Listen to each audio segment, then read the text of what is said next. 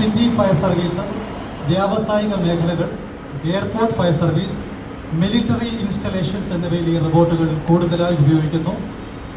The manufacturer of this fire fighting robot is Rosenberg from Austria. ഇതിൻ്റെ speed ഏകദേശം 5 km/h ആണ്. ഇത് പൂർണ്ണമായും ബാറ്ററി ഓപ്പറേറ്റഡ് മെഷീനാണ്. അടിയന്തര ഘട്ടങ്ങളിൽ ഫയർ സപ്രഷന് വേണ്ടിയാണ് മുഖ്യമായും ഇത് ഉപയോഗിക്കുന്നത്.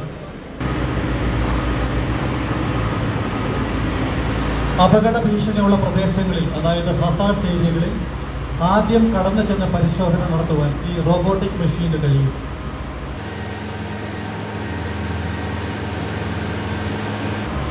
നിലവിൽ ഈ റോബോട്ടിക് മെഷീനിൽ ഘടിപ്പിച്ചിട്ടുള്ളത് ഫയർ ഫൈറ്റിംഗ് മൊഡ്യൂളാണ്.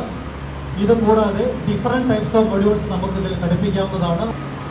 ഒരു ഈവൻ്റ് ഓഫ് ഫയർ സിറ്റുവേഷനിൽ ഇതിൽ ഘടിപ്പിച്ചിട്ടുള്ള infrared day night vision camera ഉപയോഗിച്ച് കെട്ടിടത്തിനുള്ളിലെ ആളുകളെയും ഒബ്ജക്റ്റുകളെയും നമുക്ക് കണ്ടെത്താൻ കഴിയും.